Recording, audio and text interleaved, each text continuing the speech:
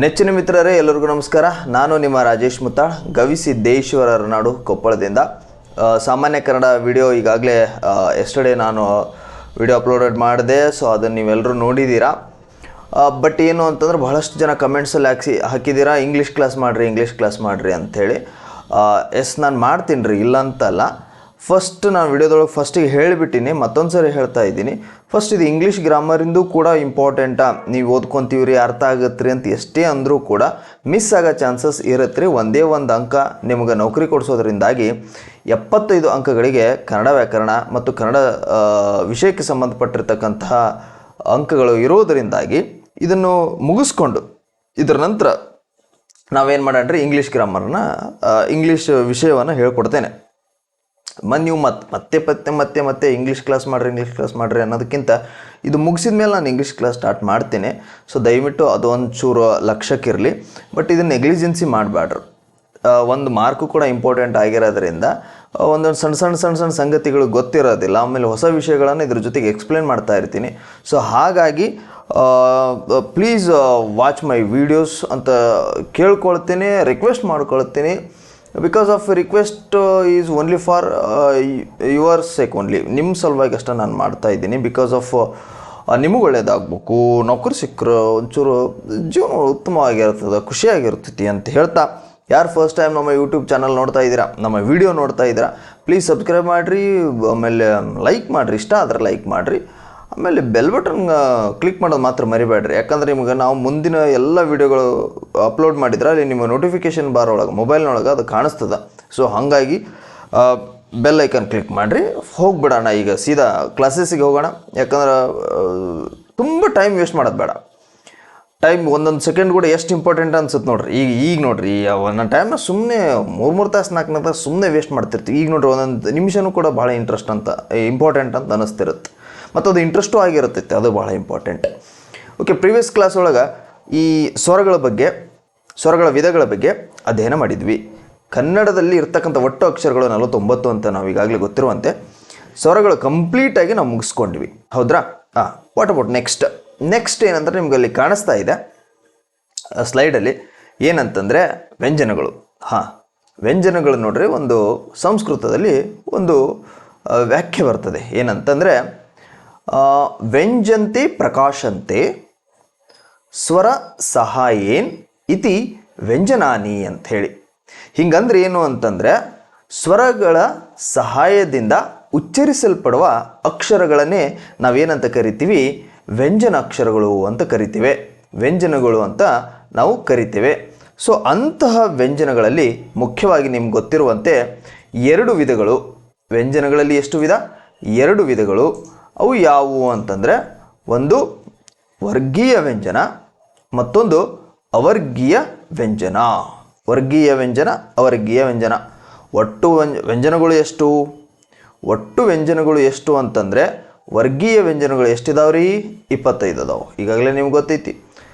ಆಮೇಲೆ ಅವರ್ಗೀಯ ವ್ಯಂಜನಗಳು ಎಷ್ಟು ಅದಾವು? 9 ಅದಾವೆ. 25 1 9 ಎರಡು ಸೇರಿದರೆ ಎಷ್ಟಾಗ್ತಾವ?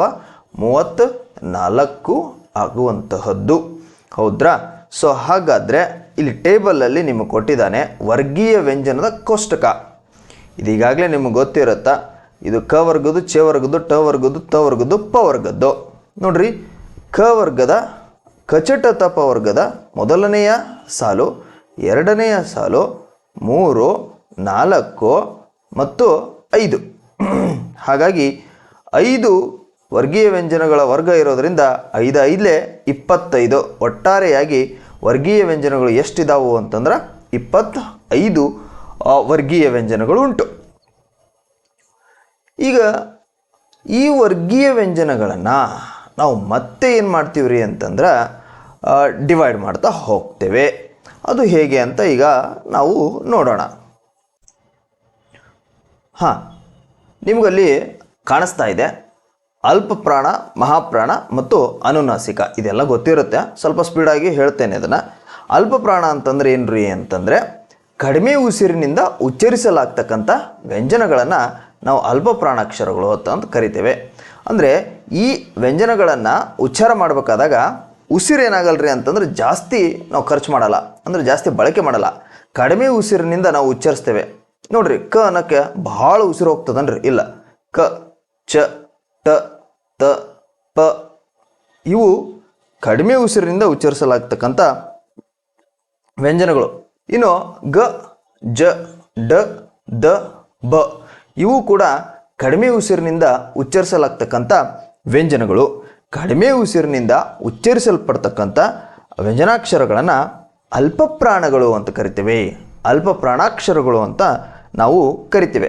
ಈಗ ನಾವು ಅಲ್ಲಿ ಮೇಲೆ ಟೇಬಲಲ್ಲಿ ನೋಡಿದ್ವಿ. ನೋಡ್ರಿ ಟೇಬಲಲ್ಲಿ ಏನು ನೋಡಿದ್ವಿ ರೀ? ಕಾಣಿಸ್ತಾ ಇದೆನಾ?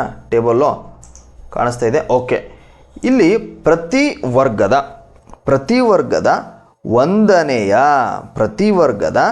ಒಂದನೆಯ ಅಂದರೆ ಇದು. ಆಮೇಲೆ ಪ್ರತಿ ವರ್ಗದ ಮೂರನೆಯ ವ್ಯಂಜನಾಕ್ಷರಗಳನ್ನು ನಾವು ಅಲ್ಪಪ್ರಾಣಗಳು ಎಂದು ಕರೆಯುತ್ತೇವೆ. ಕಚಟತಪ, ಗಜಡದಬ. ಹಾಗಾದರೆ ಇಲ್ಲಿ 5 ಇದ್ದಾವೆ, ಇಲ್ಲಿ 5 ಇದ್ದಾವೆ. ಹಾಗಾದರೆ ಅಲ್ಪ ಪ್ರಾಣಾಕ್ಷರಗಳು ಎಷ್ಟಿದಾವೆ ಅಂತಂದ್ರೆ ಅವು 5, 10. ಸೊ ನೆಕ್ಸ್ಟ್ ಮಹಾಪ್ರಾಣಾಕ್ಷರಗಳು ಇವು ಕೂಡ ಪ, ಛ, ಠ, ಥ, ಫ, ಘ, ಝ, ಢ, ಧ, ಭ. ನೋಡ್ರಿ ಓದ್ಬೇಕಾದ್ರೆ ನಮಗೆ ಗೊತ್ತಾಗ್ತೈತಿ. ಇದಕ್ಕೆ ನಾವು ಹೆಚ್ಚಿನ ಉಸಿರನ್ನು ನಾವು ಏನು ಮಾಡಬೇಕು ಅಂತಂದ್ರೆ ವ್ಯಯ ಮಾಡಬೇಕಾಗ್ತೈತಿ. ಅಂದರೆ ಹೆಚ್ಚು ಉಸಿರಿನಿಂದ ಉಚ್ಚರಿಸಲಾಗ್ತಕ್ಕಂಥ ವ್ಯಂಜನಗಳನ್ನು ಮಹಾಪ್ರಾಣಾಕ್ಷರಗಳು ಅಂತ ಕರಿತೇವೆ. ಇವುಗಳು ಕೂಡ 10 ಇದ್ದಾವೆ. ನೀವು ಮತ್ತೆ ಟೇಬಲ್ಗೆ ಹೋಗಿ ನೋಡಿದಾಗ ಗೊತ್ತಾಗುತ್ತೆ. ಅಲ್ಲಿ 1ನೇ ಮತ್ತು 3ನೇ ವರ್ಗದ ವ್ಯಂಜನಾಕ್ಷರಗಳನ್ನು ಅಲ್ಪಪ್ರಾಣಗಳು ಅಂತ ಕರೆದ್ರೆ 2ನೇ ಮತ್ತು 4ನೇ ವರ್ಗದ ಅಕ್ಷರಗಳನ್ನು ನಾವು ಮಹಾ ಪ್ರಾಣಾಕ್ಷರಗಳು ಅಂತ ಕೂಡ ಕರಿತೇವೆ. ಮಹಾಪ್ರಾಣಗಳು ಅಂತ ಕೂಡ ಕರಿತೇವೆ. ಇವಕ್ಕೆ ಯಾಕೆ ಹಂಗೆ ಕರೆದ್ವಿ ಅಂತಂದ್ರೆ ಇವುಗಳನ್ನು ಉಚ್ಚರಿಸ್ಬೇಕಾದಾಗ ಸ್ವಲ್ಪ ಉಸಿರೇನಾಗುತ್ತೆ ಅಂದ್ರೆ ಹೆಚ್ಚಿನ ರೀತಿಯ ಉಸಿರನ್ನು ನಾವು ವ್ಯಯ ಮಾಡ್ತಾ ಹೋಗ್ತೀವಿ. ಅಲ್ಪಪ್ರಾಣಗಳು 10, ಮಹಾಪ್ರಾಣಗಳು 10. ಇನ್ನು ಉಳಿದದ್ದು ಅನುನಾಸಿಕ ಅಂತ ಕೂಡ ಕರಿತೇವೆ. ಅನುನಾಸಿಕ ಅಂದರೆ ಏನ್ರಿ? ಅನುನಾಸಿಕ ಅಂತಂದ್ರೆ ಮೂಗಿನ ಸಹಾಯದಿಂದ ಉಚ್ಚರಿಸಲ್ಪಡುವಂತಹ ವ್ಯಂಜನಾಕ್ಷರಗಳನ್ನು ಅನುನಾಸಿಕ ಅಕ್ಷರಗಳು ಅಂತ ಕೂಡ ಕರಿತೇವೆ. ಹಾಗಾದರೆ ಅವು ಯಾವುದವೋ? ङ, ಞ, ಣ, ನ, ಮ. ನೋಡ್ರಿ ಉಚ್ಚಾರ ಭಾಳ ಸ್ಪಷ್ಟವಾಗಿರ್ಬೇಕ್ರಿ. ಕನ್ನಡದಲ್ಲಿ ಉಚ್ಚಾರ ಎಷ್ಟು ಸ್ಪಷ್ಟವಾಗಿರುತ್ತೋ ಅಷ್ಟು ಚಂದನೇ ಕನ್ನಡ ಇಂಪಾಗಿ ನಮ್ಮ ಕಿವಿಗೆ ಕೇಳ್ತೈತಿ. ನೋಡ್ರಿ ಇದನ್ನು ಭಾಳ ಜನ ಞ ಐತಲ್ರಿ, ಇದನ್ನು ಬಳಸಲಿಕ್ಕೆ ಬರಲ್ಲ. ಎರಡನ್ನೂ ಸೇಮ್ ಉಚ್ಚಾರ ಮಾಡಿಬಿಡ್ತಾರೆ, ಒಂದೇ ಉಚ್ಚಾರ ಮಾಡ್ತಾರೆ. ಅದು ಹಂಗಲ್ಲ. ಞ, ಞ ಅನ್ನೋದು ನಮ್ಮ ಕಂಠದಲ್ಲಿ ಉದ್ಭವ ಆಗಬೇಕು. ಯಾಕಂದ್ರೆ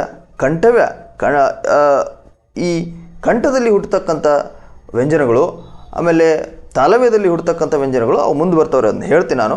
ಞ ಅನ್ನೋದು ಕಂಠದಲ್ಲಿ ಅಂದ್ರೆ ಗಂಟಲಿನಲ್ಲಿ ಅದೇನಾಗುತ್ತೆ ಅಂತಂದ್ರೆ ಹುಟ್ಟುತ್ತಾ. ಸೊ ಹಾಗಾಗಿ ಅದು ಉಚ್ಚಾರ ಅಲ್ಲೇ ಬರಬೇಕು. ಞ, ಞ ಒಂಚೂರು ಮುಂದೆ ಬರ್ಬೇಕ್ರಿ. ಞ, ಞ, ಣ, ನ, ಮ ಇವು 5 ಉಚ್ಚರಿಸಿದಾಗ ಮೂಗಿನ ಸಹಾಯದಿಂದ ಉಚ್ಚರಿಸಲ್ಪಡ್ತಕ್ಕಂತಹ ಅಕ್ಷರಗಳು ಅಂಥೇಳಿ ನಮಗೆ ಗೊತ್ತಾಗ್ಬಿಡುತ್ತೆ. ಸೊ ಹಾಗಾಗಿ ಇವುಗಳನ್ನು ಅನುನಾಸಿಕಗಳು ಅಂತ ಕೂಡ ಕರಿತೇವೆ. 10 ಅಲ್ಪಪ್ರಾಣಗಳು, 10 ಮಹಾಪ್ರಾಣಗಳು ಮತ್ತು 5 ಅನುನಾಸಿಕಗಳು. ಹಾಗಾದರೆ ಒಟ್ಟು ಎಷ್ಟಾಯಿತು? 10, 10, 20 ಮತ್ತು ಅದೊಂದು 5, 25. ಈಗಾಗಲೇ ಗೊತ್ತಿರುವಂತೆ ವ್ಯಂಜನಾಕ್ಷರಗಳನ್ನು ವರ್ಗೀಯ ವ್ಯಂಜನಗಳು, ಅವರ್ಗೀಯ ವ್ಯಂಜನಗಳು ಅಂತ ಕೂಡ ಕರೆದ್ವಿ. ವರ್ಗೀಯ ವ್ಯಂಜನಗಳು 25. ಆ 25 ಯಾವ್ಯಾವು? ಅಲ್ಪಪ್ರಾಣಗಳು 10, ಮಹಾಪ್ರಾಣಗಳು 10, ಅನುನಾಸಿಕಗಳು 5. ಒಟ್ಟಾರೆಯಾಗಿ 25 ನಾವು ವರ್ಗೀಯ ವ್ಯಂಜನಗಳನ್ನು ನೋಡಿದೆವು. ಹಾಗಾದರೆ ಮುಂದೆ ಬಹಳಷ್ಟು ಇಂಪಾರ್ಟೆಂಟ್ ಇದೆ. ಅದು ಯಾವುದು? ಅವರ್ಗೀಯ ವ್ಯಂಜನ. ಓಕೆ ನೆಚ್ಚಿನ ಮಿತ್ರರೇ, ಇದು ಅವರ್ಗೀಯ ವ್ಯಂಜನಗಳು ಹೇಳೋದಕ್ಕಿಂತ ಮುಂಚಿತವಾಗಿ ಒಂದು ಸಂಗತಿಗಳು ನಮಗೆ ಗೊತ್ತಿರಬೇಕು. ಏನು ಅಂತಂದರೆ ವೆರಿ ಇಂಟ್ರೆಸ್ಟಿಂಗು. ಏನಂತಂದರೆ ಈಗ ಕನ್ನಡದಲ್ಲಿ ನಾವು ಸ್ವರಗಳಿದೆ ನೋಡ್ರಿ, ಸ್ವರಗಳು. ಹೌದ್ರಾ? ಈಗ ನಾವು ನಿನ್ನೆ ಚರ್ಚೆ ಮಾಡಿದ್ವಲ್ರಿ ಸ್ವರಗಳು. ಈ ಸ್ವರಗಳನ್ನು ಉಚ್ಚಾರ ಮಾಡಬೇಕಾದಾಗ ನಾವು ಉಸಿರನ್ನು ಶ್ವಾಸಕೋಶದಿಂದ ತೆಗೆದುಕೊಂಡಿರ್ತೀವಿ. ಹೌದ್ರಾ? ಶ್ವಾಸಕೋಶದಿಂದ ಬಂದಂತಹ ಗಾಳಿಯು ಅಥವಾ ಉಸಿರಾಟ ಆ ಶ್ವಾಸಕೋಶದಿಂದ ಬಂದಂತಹ ಗಾಳಿ ಗಂಟಲಿನ ಮೂಲಕ ಬಾಯಿಯ ಮೂಲಕ ಪೂರ್ತಿಯಾಗಿ ಹೊರಗೆ ಹೋಗ್ತದೆ ಸ್ವರಗಳನ್ನು ಉಚ್ಚಾರ ಮಾಡಬೇಕಾದಾಗ. ನಿಮಗೆ ಡೌಟ್ ಇತ್ತು ಅಂತಂದರೆ ನೋಡ್ರಿ, ಅ ಅಂದಿದ್ದು ಶ್ವಾಸದಿಂದ ಬಂದಂತಹ ಉಸಿರು ಯಾವುದೇ ಅಡೆತಡೆ ಇಲ್ಲದೆ ಪೂರ್ತಿಯಾಗಿ ಹೊರಗಡೆ ಹೋಗ್ತೈತಿ. ಆ, ಈ, ಓ, ಊ, ಎ, ಐ, ಓ, ಔ. ನೋಡ್ರಿ, ಇಲ್ಲಿ ಏನಾಗುತ್ತಂದರೆ ಶ್ವಾಸದಿಂದ ಬಂದಂತಹ ಗಾಳಿಯು ಯಾವುದೇ ಅಡೆತಡೆ ಇಲ್ಲದೆ ನೇರವಾಗಿ ಹೊರಗಡೆ ಹೋದಾಗ ಮಾತ್ರ ಸ್ವರ ಉಚ್ಚಾರ ಬರ್ತದೆ. ಇದು ಸ್ವರದ ಸ್ಪೆಷಾಲಿಟಿ ರೀ. ಹಾಗಾದರೆ ಈಗ ನೆಕ್ಸ್ಟು ಸ್ವರ ಆದ ನಂತರ ಯಾವುದು? ವ್ಯಂಜನಗಳು ಹೇಗೆ ವ್ಯಂಜನಗಳನ್ನು ಒಂದ್ಸಲ ಟ್ರೈ ಮಾಡೋಣ. ನೋಡ್ರಿ, ವ್ಯಂಜನಗಳು ಫಾರ್ ಎಕ್ಸಾಂಪಲು ವರ್ಗೀಯ ವ್ಯಂಜನ. ಅದರಲ್ಲಿ ಯಾವುದು? ಕ ತೆಗೆದುಕೊಳ್ಳೋಣ. ಕ ವರ್ಗದ್ದು 5 ತಗೊಳ್ಳೋಣ. ಕಚಟ ತಪ್ಪ 5 ವರ್ಗಗಳನ್ನು ತೆಗೆದುಕೊಳ್ಳೋಣ. ಪ್ರಾಕ್ಟಿಕಲ್ ಮಾಡೋಣ. ನೋಡ್ರಿ, ಕ ಖ ಕ ಖ ಗ ಘ ङ ಚ ಛ ಜ ಜ ಞ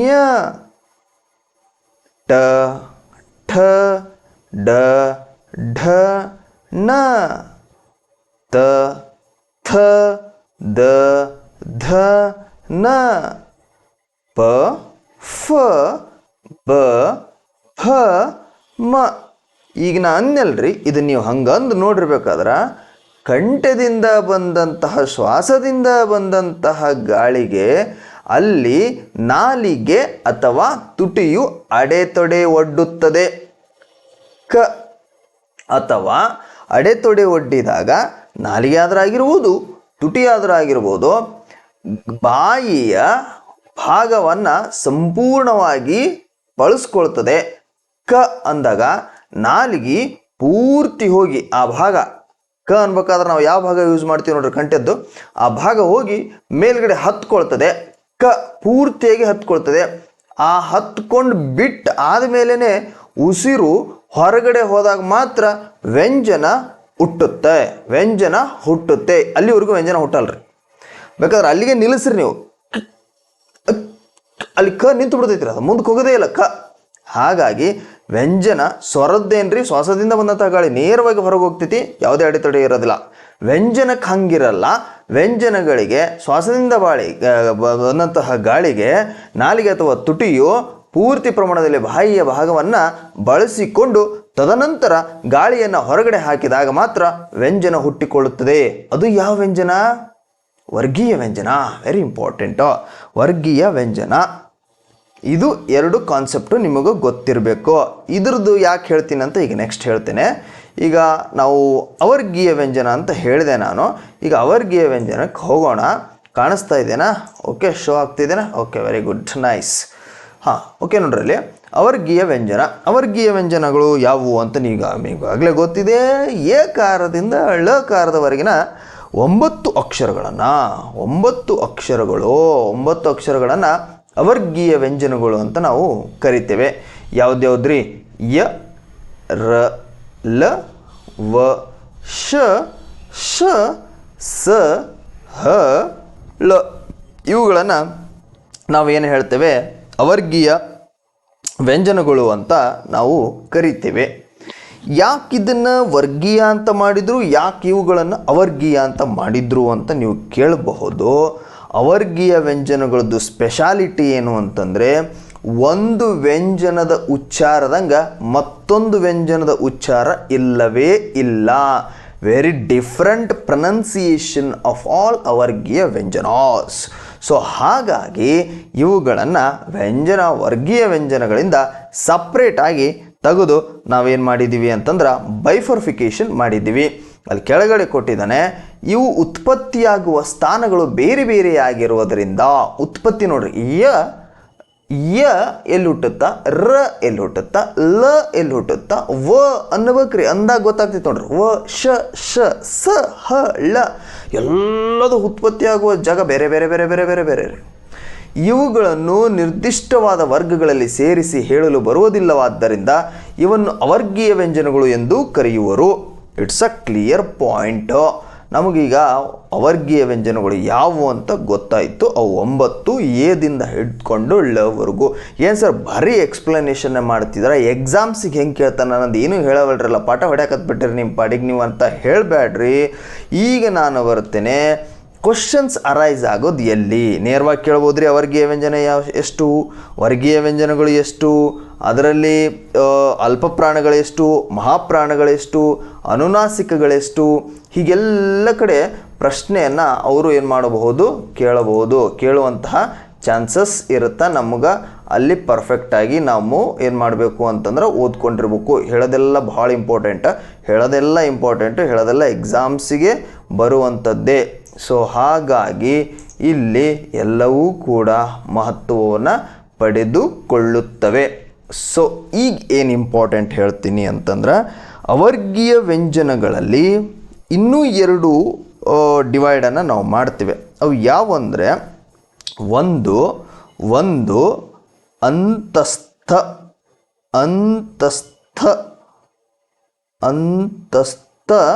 ವ್ಯಂಜನ ಅಥವಾ ಅಂತಸ್ಥ ವರ್ಣಗಳು ಅಂತ ಕರಿತೀವಿ.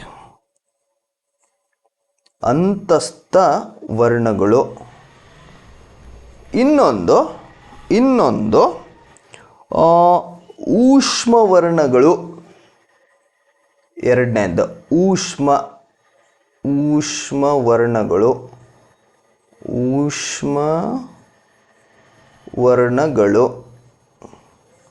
ನೋಡ್ರಿ. ಇವು ಹೊಸ ವರ್ಡ್ಸ್ಗಳು. ಇವು ಇಂಥವು ಕ್ಯಾಚ್ ಮಾಡ್ತಿರ್ತಾನೆ ಎಕ್ಸಾಮ್ನಾಗ, ಇಂಥವು ಕೇಳ್ತಿರ್ತಾನೆ. ಇವನು ಒಟ್ಟು ಬಿಡಬಾರ್ದು. ಅಂತಸ್ಥ ವರ್ಣಗಳು ಮತ್ತು ಊಷ್ಮ ವರ್ಣಗಳು ಅಂಥೇಳಿ 2 ಡಿವೈಡೇಷನ್ ಇದೆ. ಎಲ್ಲಿದೆ? ಅವರ್ಗೀಯ ವ್ಯಂಜನದ ವಿಧಾನಗಳಲ್ಲಿ ಮತ್ತಿವೆರಡುಗಳು. ಅಂತಸ್ಥ ವರ್ಣಗಳು ಯಾವುವು ಅಂದರೆ ಯ, ರ, ಯ, ರ, ಲ, ವ, ಯ, ರ, ಲ್, ವ. ಇವುಗಳನ್ನು ನಾವು ಅಂತಸ್ಥ ವರ್ಣಗಳು ಅಂತ ಕೂಡ ಕರಿತೇವೆ. ಇನ್ನು ಊಷ್ಮ ವರ್ಣಗಳು ಯಾವುವು? ಊಷ್ಮ ವರ್ಣಗಳು ಯಾವುವು ಅಂದರೆ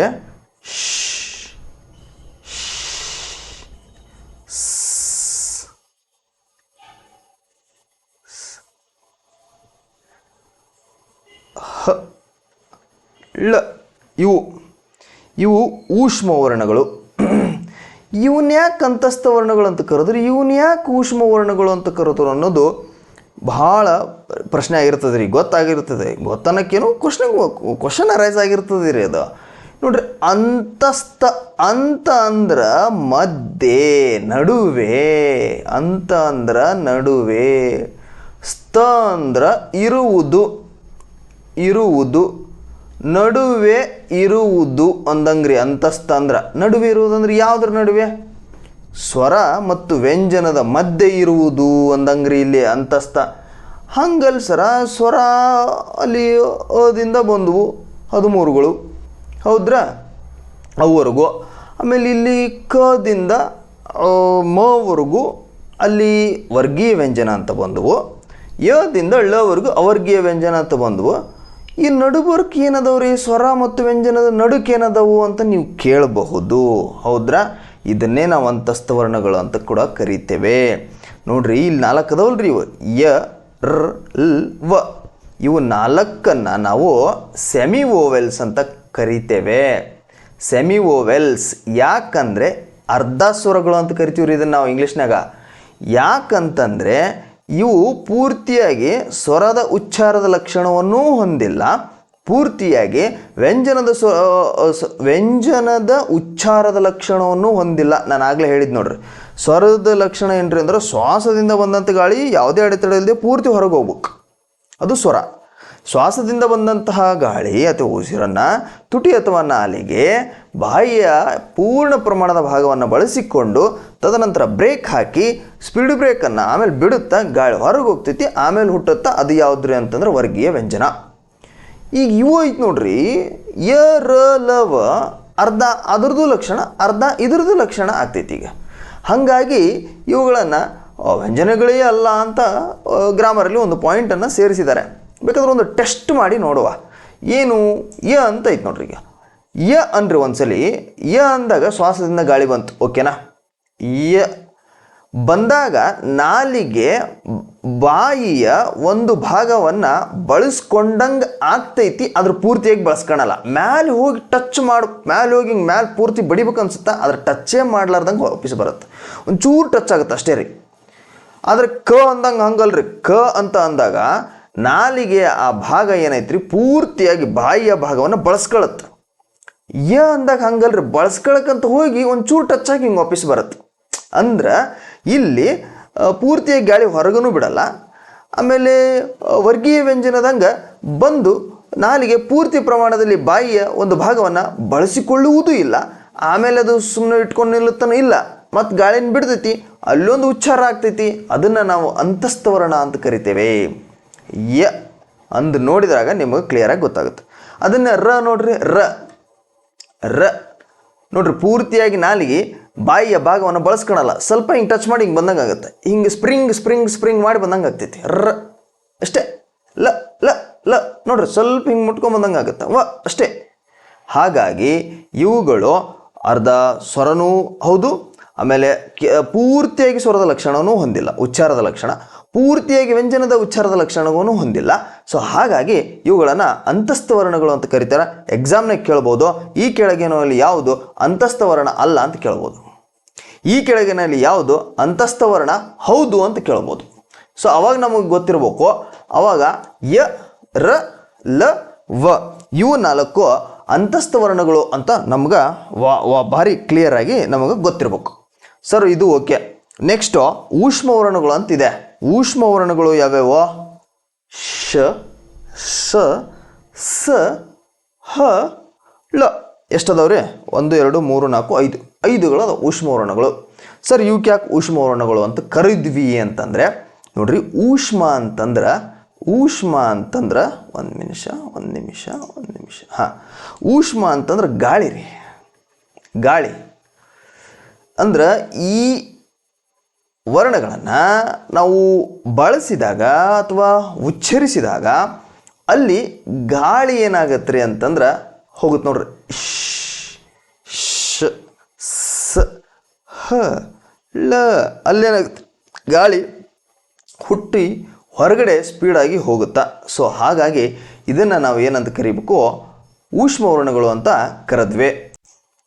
ಮಿತ್ರರೇ, ಇವುಗಳು ಉಸಿರನ್ನು ಹೆಚ್ಚು ಬಳಸಿ ಉಚ್ಚರಿಸಲ್ಪಡಬೇಕಾಗಿರುವುದರಿಂದಾಗಿ ಇವುಗಳನ್ನು ಊಷ್ಮವರ್ಣಗಳು ಅಂತ ಕರಿತೇವೆ. ಈ ಕಾನ್ಸೆಪ್ಟ್ ಕ್ಲಿಯರ್ ಆಗಿದೆ ಅಂತ ಹೇಳಿ ಭಾವಿಸ್ಕೊತೀನಿ. ಅಂತಸ್ಥಗಳು ಯ ರ ಲ ವ ಊಷ್ಮವರ್ಣಗಳು ಗಾಳಿಯ ಮೂಲಕ ಉಚ್ಚರಿಸಲ್ಪಡುವುದರಿಂದ ಇವುಗಳನ್ನು ಊಷ್ಮವರ್ಣಗಳು ಅಂತ ಕರಿತೇವೆ. ಶ ಶ ಸ ಹ ಳ. ಸೊ ಕ್ಲಿಯರ್ ಆಯಿತು, ಈ ಪಾಯಿಂಟ್ ಕ್ಲಿಯರ್ ಆಯ್ತು ಅಂತ ಅಂದ್ಕೊಳ್ತೀನಿ ರೀ. ಎಕ್ಸಾಮ್ನಿಗೆ ಕೇಳ್ಬೋದು ಊಷ್ಮವರ್ಣಗಳು ಹೊಸದಾಗಿ, ಅಂತಸ್ಥವರ್ಣಗಳು ಹೊಸದಾಗಿ. ಸಾಮಾನ್ಯ ಕನ್ನಡದಲ್ಲಿ ಕೇಳುವಂತಹ ಸಂಭವನೀಯತೆ ಹೆಚ್ಚಿರುವುದರಿಂದಾಗಿ ಈ ಟಾಪಿಕನ್ನು ನಾವು ಹೇಳಬೇಕಾಯಿತು. ಆಮೇಲೆ ಇದನ್ನು ಹೊರತುಪಡಿಸಿ ಇನ್ನೂ ವ್ಯಂಜನಗಳನ್ನು 2 ರೀತಿಯಲ್ಲಿ ನಾವು ವಿಭಾಗ ಮಾಡ್ತೇವೆ. ಅವು ಯಾವುದು ಅಂತಂದ್ರೆ, ಒಂದು ಕರ್ಕಶ ವ್ಯಂಜನಗಳು ಅಂಥೇಳಿ. ಕರ್ಕಶ ವ್ಯಂಜನ ಏನು ಸರ್ ಇಂಥದ್ದು ಇದೆಯಾ?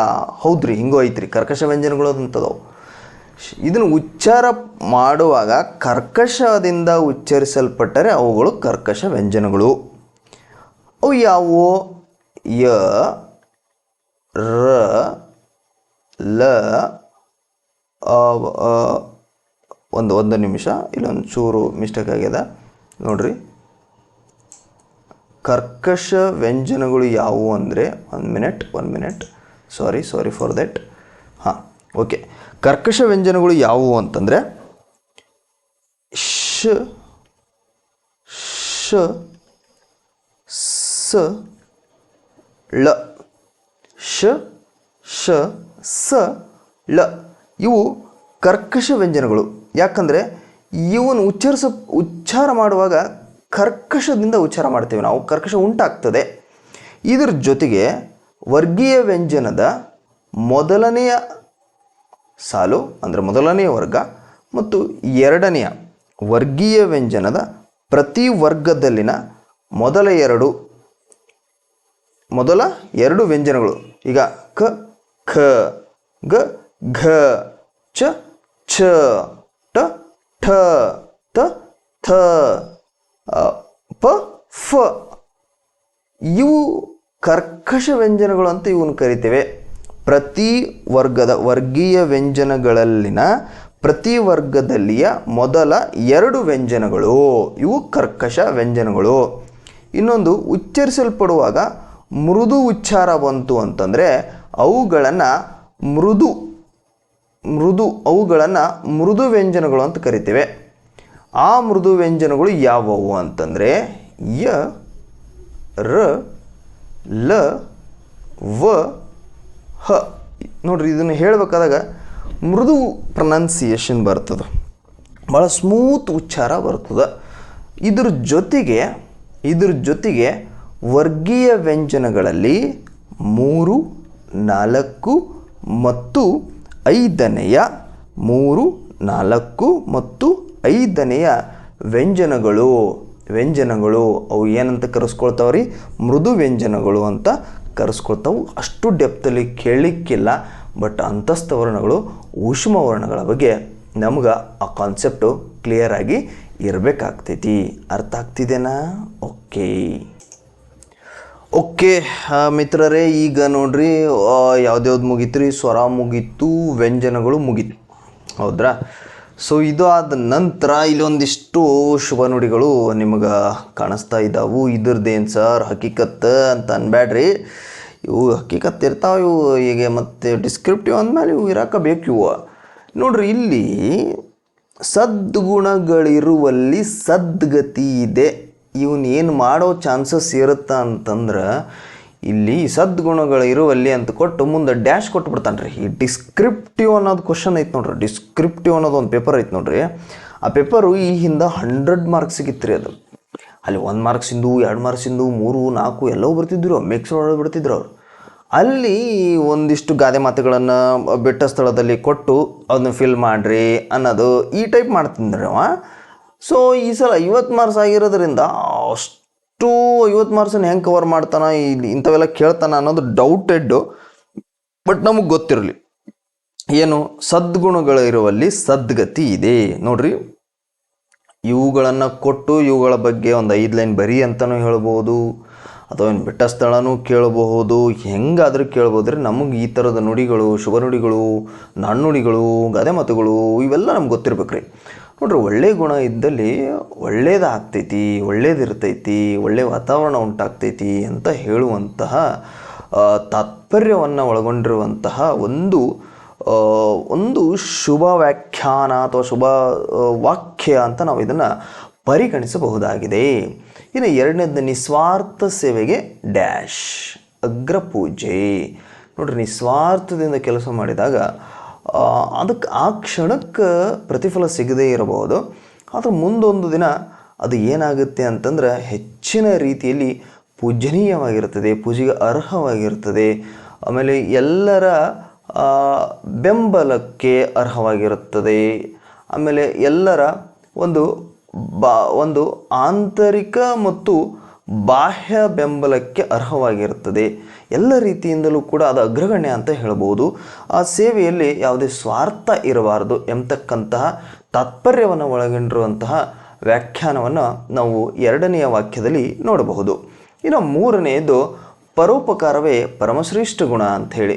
ಇದು ಯಾರಿಗೆ ಗೊತ್ತಿಲ್ಲ, ಇನ್ನೊಬ್ಬರಿಗೆ ಉಪಕಾರ ಮಾಡಿದಂತಹ ಅಥವಾ ಮಾಡುವಂತಹ ಒಂದು ಗುಣ ಇರ್ತೈತಲ್ರಿ, ಅದು ಬಹಳ ಶ್ರೇಷ್ಠವಾದದ್ದು ಮತ್ತು ಅದು ಪರಮಾತ್ಮನಿಗೆ ಸೇರುವಂತಹದ್ದು ಮತ್ತು ದೈವದ ಗುಣ ಅಂತ. ಇನ್ನೊಬ್ಬರಿಗೆ ನಾವು ಯಾವುದೇ ಸ್ವಾರ್ಥವಿಲ್ಲದೆ ಉಪಕಾರಕ್ಕೆ, ಅವರೇನೋ ಒಂದು ಉಪಕಾರ ಮಾಡಿರ್ತಾರೆ, ನಾವು ಅದಕ್ಕೆ ಮತ್ತು ಪರೋಪಕಾರ ಮತ್ತು ವಾಪಸ್ ಉಪಕಾರ ಮಾಡಿದ್ರೆ ಅದು ಬಹಳ ಇಂಪಾರ್ಟೆಂಟು.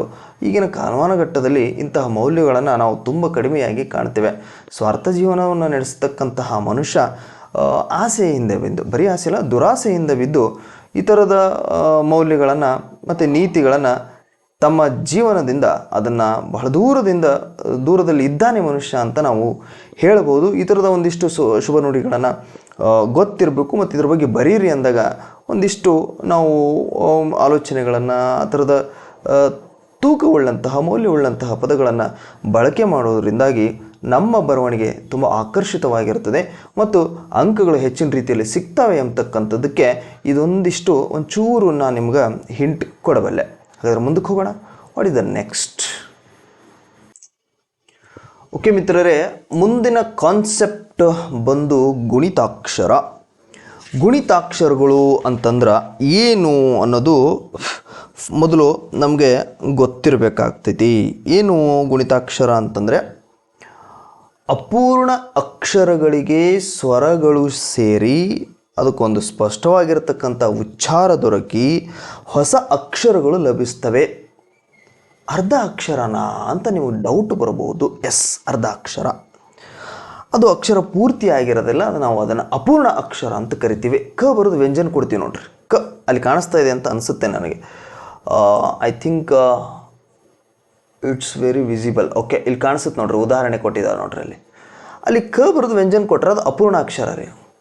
ಒಂದು ಅಪೂರ್ಣ ಅಕ್ಷರ ಪೂರ್ಣವಾಗಲಿಕ್ಕೆ ಸ್ವರ ಬೇಕೇ ಬೇಕು. ಕ ಅದು ಓದಲಿಕ್ಕೆ ಬರೋಲ್ಲ ನಮಗೆ. ಕ ವ್ಯಂಜನ ಓದಲಿಕ್ಕೆ ಬರಲ್ಲ. ಕ ಅಂತ ಅಷ್ಟೇ ಓದ್ಬೇಕು, ಕ ಅಂತ ಅಷ್ಟೇ ಓದೋಕ್ಕಾಗ್ತೈತೆ? ಆಗಲ್ಲ. ಅದಕ್ಕೆ ಸ್ವರ ಸೇರಿದೆ, ಅ ಸೇರಿದೆ. ಅ ಸೇರಿದಾಗ ಮಾತ್ರ ಅದು ಪೂರ್ಣವಾಗಿರತಕ್ಕಂಥ ಒಂದು ಅಕ್ಷರದ ರೂಪವನ್ನು ಪಡೆದುಕೊಳ್ಳುತ್ತದೆ. ಆಗದು ಕ ಆಯಿತು.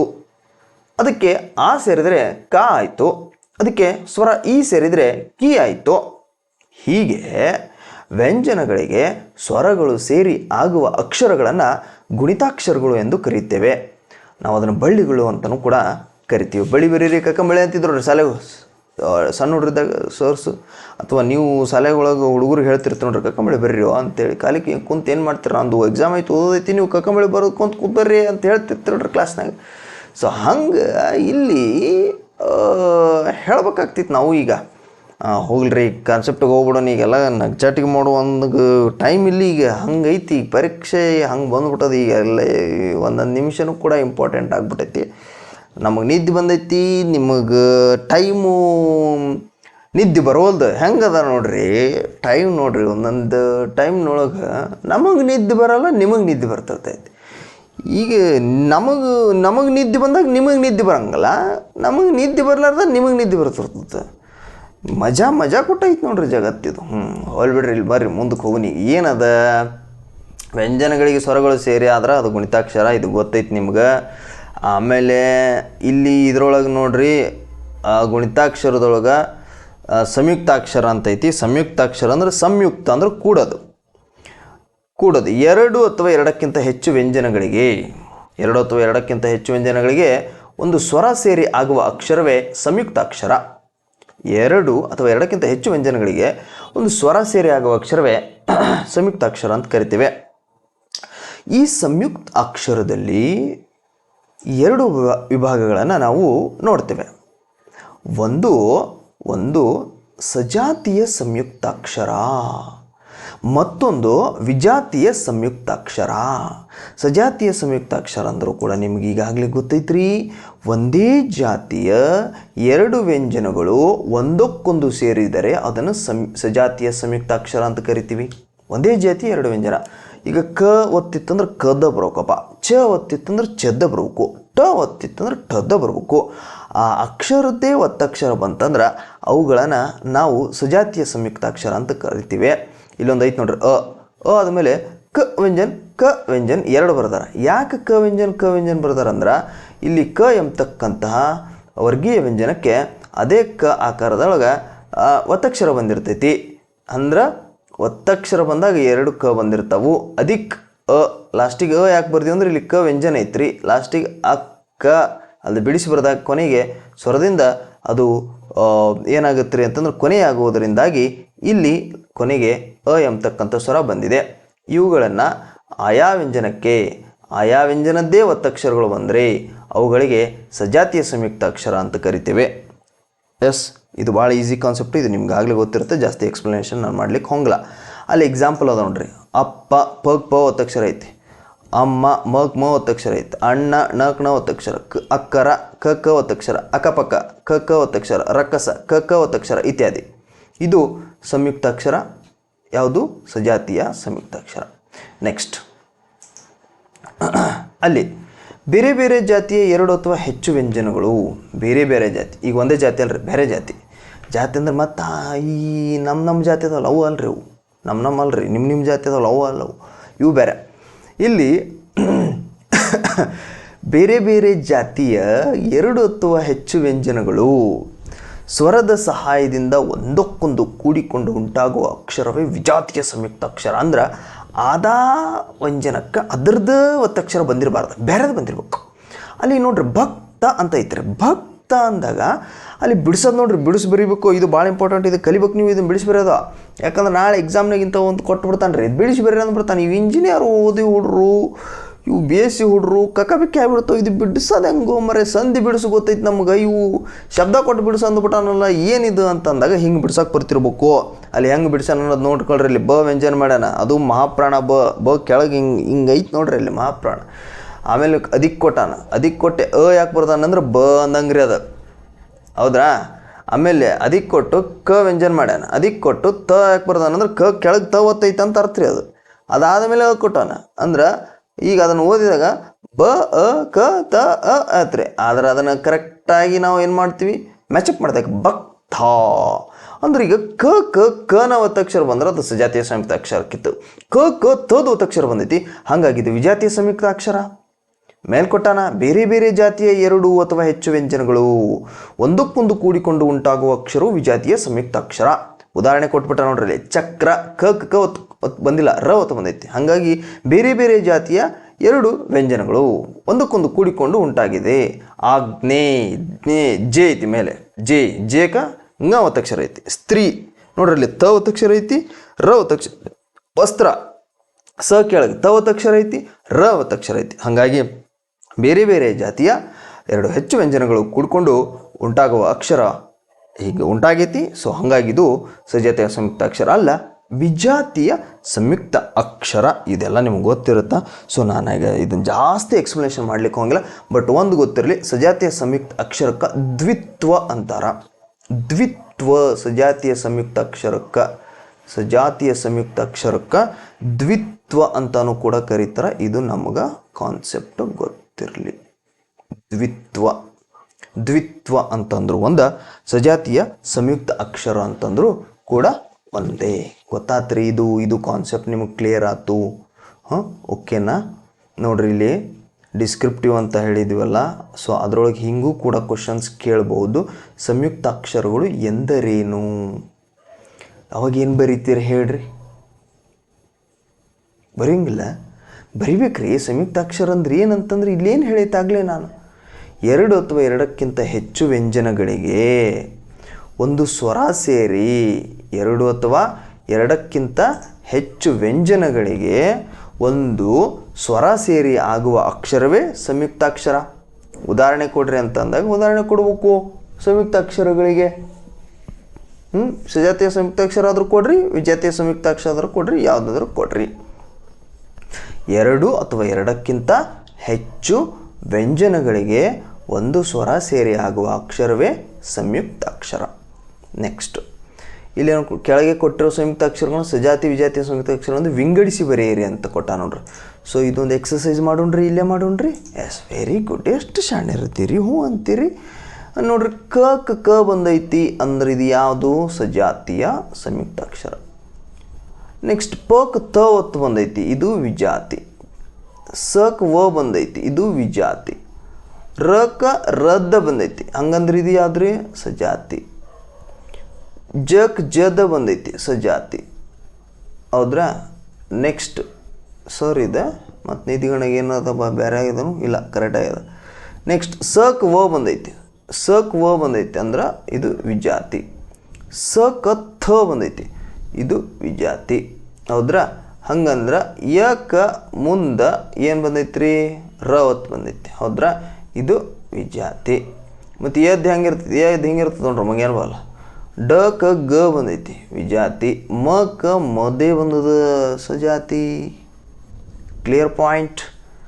ಸೊ ಹಿಂಗೆ ಪ್ರಶ್ನೆ ಕೇಳ್ತಿರ್ತಾನೆ ಎಕ್ಸಾಮ್ನಾಗ, ಗೊತ್ತಿರಲಿ, ಕ್ಲಿಯರ್ ಆಗ್ತೈತಿ. ನೆಕ್ಸ್ಟ್ ಶುಭ ನುಡಿ ಬಂತು ನೋಡ್ರಿ. ಮತ್ತು ನಿದ್ದೆಗಣ ಶುಭ ನುಡಿ ಬಂದದ ನೋಡ್ರಿ. ಓಕೆ, ನಿಮ್ಗೆ ಕಾಣ್ಲಿಕ್ಕತ್ತದ್ರಿ ಎಲ್ಲಿ ಶುಭ ನುಡಿ? ಏನು ಶುಭ ನುಡಿ?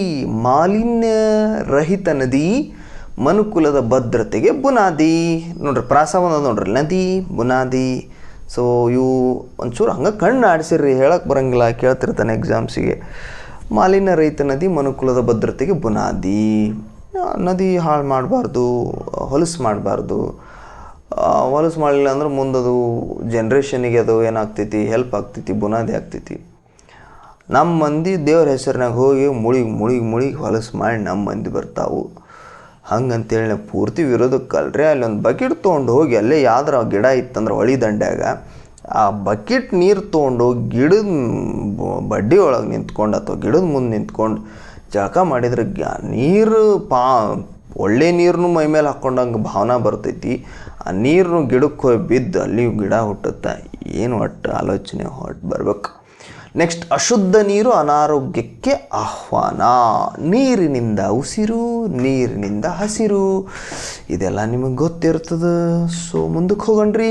ವೆರಿ ಇಂಪಾರ್ಟೆಂಟ್ ಹೇಳ್ತೀನಿ ನೋಡ್ರಿ, ಈಗ ಪಕ್ಕಾ ಎಕ್ಸಾಮಿಗೆ ಬರೋದ ಹೇಳ್ತೀನಿ. ಈಗ ವೆರಿ ಇಂಪಾರ್ಟೆಂಟ್ ಕಾನ್ಸೆಪ್ಟ್ ಹೇಳ್ತೀನಿ ರೀ. ಈಗ ಲಾಸ್ಟಿಗೆ ಇಂಪಾರ್ಟೆಂಟ್ ಹೇಳೋದು, ಉಪಸಂಹಾರದಾಗ ಇರೋದು ಗದ್ದಲ. ಕಿಶಿರಾಜ್ ಅದನಲ್ರಿ, ಇದನ್ನಲ್ರಿ, ಅವ್ರೇನು ಮಾಡಿದರು, ಈ ಶಬ್ದಗಳು ಈ ದೇಹದೊಳಗೆ ಎಲ್ಲಿಂದ ಹುಟ್ಟವು ಅಂಥೇಳಿ 8 ಸ್ಥಾನಗಳನ್ನು ಗುರುತಿಸಿದ್ರಿ ಅವರು. ಕಂಟ್ಲ, ನಾಲಿಗೆ, ತಾಲವ್ಯ, ತುಟಿ, ದಂತ್ಯ, ಓಷ್ಠ, ಈ ಟೈಪ್ 8.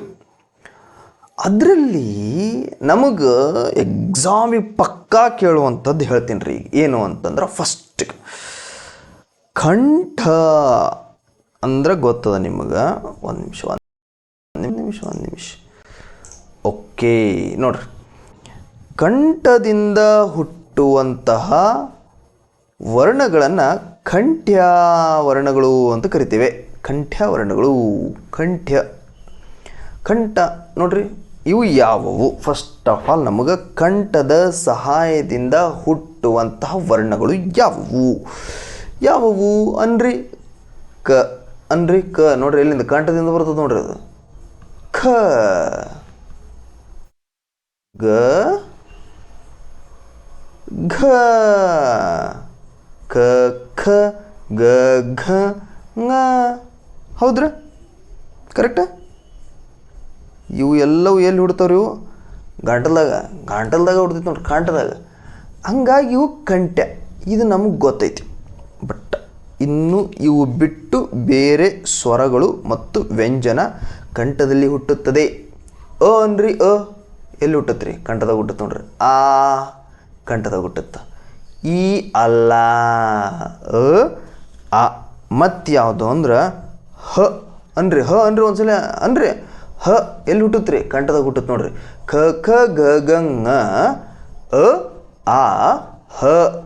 ಮತ್ತು ವಿಸರ್ಗ. ಯಾವುದಾದ್ರೂ ತೊಗೊಳ್ರಿ ವಿಸರ್ಗ. ನೀವು ಯಾವುದಾದ್ರೂ ಪದ ತೊಗೊಂಡು, ಶಬ್ದ ತೊಗೊಂಡು ವಿಸರ್ಗ ಹಚ್ಚ್ರಿ, ಅದು ಕಂಠದಾಗ ಹುಟ್ಟುತ್ತೀರಿ. ಅಹ ಅಹ ಕಹ ಕಹ, ಅದೆಲ್ಲಿ ಹುಟ್ಟುತ್ತೆ ನೋಡ್ರಿ. ಅಹ ಅಹ, ಅದೆಲ್ಲಿ ಹುಟ್ಟುತ್ತೀರಿ? ಅಹ ವಿಸರ್ಗ ಕಂಠದಾಗ ಹುಟ್ಟುತ್ತಾ. ಇವೆಲ್ಲವೂ ಕಂಠದ ಸಹಾಯದಿಂದ ಹುಟ್ಟಿರ್ತಕ್ಕಂಥ ಹುಟ್ಟುವಿಗೆ ಕಂಠ ಕಾರಣ ಆಗುವುದರಿಂದಾಗಿ ಕಂಠವರ್ಣಗಳು ಎಂದು ಕರೆಯುತ್ತೇವೆ. ನೆಕ್ಸ್ಟು ಯಾವುದು ಅಂತಂದರೆ ನೀವು ಒಂದ್ಸರಿ ಹೇಳ್ರಿ, ಅದನ್ನು ಒಂದ್ಸರಿ ಹೇಳ್ರಿ. ಹಿಂಗೆ ಹೇಳ್ರಿ. ಹೆಂಗಂದ್ರೆ ಚ ಅನ್ರಿ. ಚ ಛ ಜ ಝ ಚ ಛ ಜ ಜ ಞ. ನೋಡ್ರಿ, ಚ ಛ ಜ ಜ ಞ. ಹಿಂಗೆ ಅನ್ನುವಾಕಾದಾಗ ನಾಲಿಗೆಯ ಒಂದು ಭಾಗ ಹೋಗಿ ಅದೇ ಭಾಗ ಮೇಲ್ಗಡೆ ಬಡಿತೈತಿ. ಛ ಕಾಣಕೂತೈತನ್ರಿ ನಾನು. ಚ ಛ ಜ ಝ ಞ. ಆ ಭಾಗಕ್ಕೆ ನಾವು ಏನಂತ ಕರಿತೀವಿ, ತಾಲವ್ಯ ಅಂತ ಕರಿತೇವೆ. ನಾಲಿಗೆ ಆ ಭಾಗ ಹೋಗಿ ಮೇಲೆ ಬಡಿತೈತಲ್ರಿ ಮೇಲೆ, ಅದಕ್ಕೆ ತಾಲವ್ಯ ಅಂತ ಕರಿತೇವೆ. ಹಾಗಾದ್ರೆ ಬರೀ ಇವೇ 5 ವರ್ಗೀಯ ವ್ಯಂಜನಗಳು ಮಾತ್ರ ತಾಲವ್ಯದಿಂದ ಹುಟ್ಟುತ್ತವೆಯೇ? ಪ್ರಶ್ನೆ ಹಾಕ್ಕೊಳ್ರಿ. ಇಲ್ಲ. ಮತ್ಯಾವು ನೋಡ್ರಿ, ಈ ಏನ್ರಿ, ಈ ನೋಡ್ರಿ ಹೋಗಿ ಅಲ್ಲಿ ತಾಲವ್ಯ ಟಚ್ ಆಗ್ತೈತಿ. ಈ ಮತ್ತು ಈ ನೋಡ್ರಿ, ಈ ಚ ಛ ಜ ಛ ಯ ಕರೆಕ್ಟ. ಮತ್ತು ಇವುಗಳನ್ನು ಹೊರತುಪಡಿಸಿ ವರ್ಗೀಯ ವ್ಯಂಜನಗಳಾಗಿರ್ತಕ್ಕಂಥ ಯ ಅನ್ರಿ ಹೋಗಿ ಸೇಮ್ ಬಡಿತೈತಿ ನೋಡ್ರಿ ತಾಲವ್ಯ. ಆಮೇಲೆ ಯಶ್ ನೆನ್ಪಿಡ್ರಿ, ಯಶ್ ನೆನ್ಪಿಡ್ರಿ.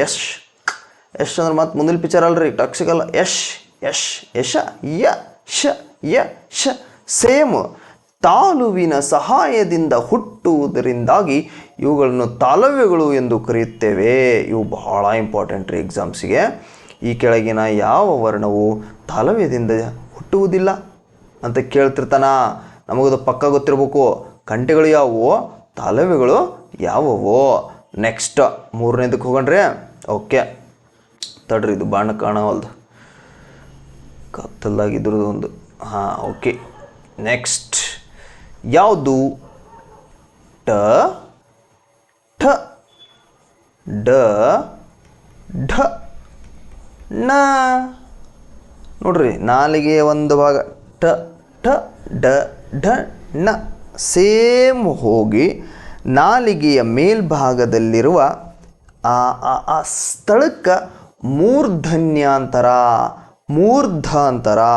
ಆ ಮೂರ್ಧಕ್ಕೆ ಹೋಗಿ ಟಚ್ ಆಗುವುದರಿಂದ ಉತ್ಪತ್ತಿಯಾಗಿರತಕ್ಕಂತಹ ವರ್ಣಗಳು ಠ ಠ ಡ ಢ ನ. ಇವು ಅಷ್ಟೇನಾ? ಅಲ್ಲ. ರು ಸ್ವರ, ರು ಸೇಮ್ ಪ್ಲೇಸ್, ರು. ಆಮೇಲೆ ಠ ಠ ಡ ಢ ಣ ಹತ್ರ ರು ಆಗಿಂದೆ ರ. ಆಮೇಲೆ ಶ ಸೇಮ್. ಆಮೇಲೆ ಳ. ನೋಡ್ರಿ, ಇವೆಲ್ಲವೂ ಮೂರ್ಧದಿಂದ ಜನಿಸುವುದರಿಂದಾಗಿ, ಹುಟ್ಟುವುದರಿಂದಾಗಿ ಇವುಗಳನ್ನು ಮೂರ್ಧನ್ಯ ಎನ್ನುವರು. ಮೂರ್ಧನ್ಯ, ಮೂರ್ಧನ್ಯ ಅಲ್ರಿ, ಮತ್ತೆ ಮೂರ್ಧನ್ಯ. ಕಂಠದ ಸಹಾಯದಿಂದ ಹುಟ್ಟಿದರೆ ಕಂಠ್ಯ, ತಾಲವ್ಯದ ಸಹಾಯದಿಂದ ಹುಟ್ಟಿದರೆ ತಾಲವ್ಯ, ಮೂರ್ಧದ ಸಹಾಯದಿಂದ ಹುಟ್ಟಿದರೆ ಮೂರ್ಧನ್ಯ. ಓಕೆನಾ? Next what about next? ತ ಥ ದ ಧ ನ. ನೋಡ್ರಿ, ದ ನ. ನೋಡ್ರಿ, ಹೋಗಿ ನಾಲಿಗೆ ಹೋಗಿ ಈ ಹಲ್ಲಿಗೆ ಬೆಲ್ ಹೊಡಿತೈತ್ರಿ ಬರೋಬ್ಬರ. ಹಾಗಾಗಿ ದಂತ್ಯ, ಹಲ್ಲಿಗೆ ದಂತ ಅಂತೀವಿ. ಇವು ದಂತದಿಂದ ಹುಟ್ಟುವುದರಿಂದಾಗಿ ದಂತ್ಯ ಅಂತೀವಿ. ತತದನ್ನ ಬರೀ ಇಷ್ಟನ ಅಲ್ಲ. ಲ ಅನ್ರಿ, ಲ ಹೋಗಿ ನಾಲಿಗೆ ಬಿಡ್ತೈತಿ ನೋಡ್ರಿ. ಸ ಅನ್ರಿ, ಸ. ಓಕೆ, ದಂತದ ಸಹಾಯದಿಂದ ಹುಟ್ಟುತ್ತದೆ. ಹಾಗಾಗಿ ಇದನ್ನು ದಂತ್ಯ ಎಂದು ನಾವು ಕರೆಯಬಹುದು. ನೆಕ್ಸ್ಟ್ ಕ ಚ ಟ ತ ಪ. ನೆಕ್ಸ್ಟ್ ಪ ಐತಲ್ರಿ, ಪಪ್ಪ ಬಮ್ಮ. ಪ ಫ ಬ ಫ ಮ. 5 ಅಂದಾಗ ವರ್ಕ್ ಮಾಡಿದ್ದೆ ಯಾವುದಂದ್ರೆ ತುಟಿ. ತುಟಿಗೆ ನಾವೇನಂತ ಕರಿತೀವಿ ಅಂದರೆ ಔಷ್ಠ ಅಂತ ಕರಿತೀವಿ. ಔಷ್ಠದ ಸಹಾಯದಿಂದ ಹುಟ್ಟಿದ ವರ್ಣಗಳನ್ನು ಔಷ್ಠ್ಯಗಳೆಂದು ಕರೆಯುತ್ತೇವೆ. ಔಷ್ಠ್ಯ. ಪ ಫ ಪ ಬ ಮ. ಮತ್ಯಾವು? ಊ ನೋಡ್ರಿ, ಅಲ್ಲಿ ತುಟಿ ವರ್ಕ್ ಮಾಡ್ತದೆ ನೋಡ್ರಿ. ಹೌದ್ರಾ? ಇವೆಲ್ಲವೂ ಯಾವ್ರಿ ಅಂತಂದ್ರೆ ಓಷ್ಠಗಳು. ಇನ್ನು 6ನೇದು ಂಗಣನಮ. ಅವು ಯಾವ್ರಿ? ಅನುನಾಸಿಕಗಳು. ಇವು ನಿಮಗೆ ಗೊತ್ತಿರ್ತೈತಿ. ಅನುನಾಸಿಕಗಳು ಯಾವ್ಯಾವು? ಂಗಣನಮ ನಾಸಿಕದ ಸಹಾಯದಿಂದ ಹುಟ್ಟುತ್ತೆ. ಹಾಗಾಗಿ ಇವುಗಳನ್ನು ನಾವೇನಂತ ಕರಿತೀವಿ? ಅನುನಾಸಿಕಗಳು ಅಂತ ನಾವು ಕರಿತೇವೆ. ಹೌದ್ರಾ? ಈಗ ಇನ್ನೂ 4 ಕ್ಯಾಟ್ ಇಂಪಾರ್ಟೆಂಟ್ ಅಂದ್ರೆ ಕ್ಯಾಟ್ ಇಂಪಾರ್ಟೆಂಟ್ ಅದಾವು. ಕಣ್ಣು ಒತ್ತ ಕೂತೈತಿ, ಧ್ವನಿ ಬದಲಾಗ ಕೂತೈತಿ, ನಿದ್ದೆ ನಿದ್ರಾ ದೇವತೆ ಆವರಿಸ್ಕೊಳಕತ್ತೈತಿ. ಸೊ ಹಾಗಾಗಿ ಇದು ಇಷ್ಟ ಇರಲಿ. ಇನ್ನೂ ಒಂದು 3 ಇಂಪಾರ್ಟೆಂಟ್ ನೆಕ್ಸ್ಟ್ ಕ್ಲಾಸ್ನಾಗ ಹೇಳ್ಕೊಂಡು ಮತ್ತು ನಾವು ಮುಂದಕ್ಕೆ ಹೋಗೋಣ. ನೆಚ್ಚಿನ ಮಿತ್ರರೇ, ಇಷ್ಟು ಇದೆಲ್ಲ ಯಾಕೆ ಈ ವಿದ್ಯೆಯ ಸಾಗರವನ್ನು ಹಂಚ್ತಾ ಹೋಗ್ಬೇಕು ಅಂತಂದ್ರೆ ಹಂಚಿದಷ್ಟು ಹೆಚ್ಚುತ್ತದೆ. ನೋಡ್ರಿ, ನಿದ್ದೆ ಮಾಡೋತ್ನಾಗೂ ಪ್ರಾಸ ಬರಕೂತೈತಿ ಬಾಯಾಗ. ಅಂದ್ರೆ ಇದು ಪಕ್ಕಾ ನೋಡೋರೆಲ್ಲರೂ ಅಪಾಯಿಂಟ್ ಹಾಕಿರೋಂಥ ಶುಭ ಸೂಚನೆ ನೋಡ್ರಿ. ಇದು ಗ್ಯಾರಂಟಿ ಅಂತ ನನಗೆ ಅನಿಸ್ತೈತಿ. ಹಾರ್ಡ್ ವರ್ಕ್ ಮಾಡಬೇಕು, ಹೇಳಿದ ಕೆಲಸ ಕರೆಕ್ಟ್ ಮಾಡ್ಕೊಂಡು ಚೆಂದಾಗಿ ಓದಿ, ಚೆಂದಾಗಿ ನಿದ್ದೆ ಮಾಡಿ, ಚೆಂದಾಗಿ ಊಟ ಮಾಡಿ, ಒಳ್ಳೆಯ ಧ್ಯಾನ ಮಾಡಿ, ಒಳ್ಳೆಯದನ್ನು ಬಯಸ್ಬಿಟ್ರೆ 100% ಒಳ್ಳೇದಾಗ್ತೈತಿ. ಎಲ್ಲರಿಗೂ ಒಳ್ಳೆಯದಾಗಲಿ. ದಿನ ವಿಡಿಯೋ ನೋಡ್ರಿ, ಆಮೇಲೆ ಭಾಳ ಮಂದಿಗೆ ಹಂಚ್ರಿ. ಒಂದೇದು ಇಂಪಾರ್ಟೆಂಟ್, ಎಲ್ಲರಿಗೂ ಹೋಗ್ಬೇಕು. ಬಡವ್ರ ಮನೆ ಮಕ್ಳಿಗೆ ನೌಕರಿ ಸಿಗ್ಬೇಕು, ಪ್ರಾಮಾಣಿಕತೆಯಿಂದ ಸಿಗ್ಬೇಕು. ಹಂಗಾಗಿ ಎಲ್ಲರಿಗೂ ಒಳ್ಳೆಯದಾಗಲಿ. ಸಾಕು, ಇವತ್ತು ನನಗೂ ಸಾಕಾಗೈತಿ. ಮತ್ತು ನಾಳೆ ವಿಡಿಯೋದಾಗ ಬರ್ತೀನಿ. ಮುಂಜಾನೆ ವಿಡಿಯೋ ರಿಲೀಸ್ ಆಗ್ತೈತಿ. ಪಿಕ್ಚರ್ ರಿಲೀಸ್ ಮಾಡ್ದಂಗೆ ವಿಡಿಯೋ ರಿಲೀಸ್ ಮಾಡ್ತೀನಿ ಮುಂಜಾನೆ ಹೇಳುತ್ತಲಿಗೆ. ಹಾಗಾಗಿ ಎಲ್ಲರಿಗೂ ಈ ಗುಡ್ ನೈಟು, ವಿಡಿಯೋ ಬಂದಾಗ ಗುಡ್ ಮಾರ್ನಿಂಗು. ನಮಸ್ಕಾರ.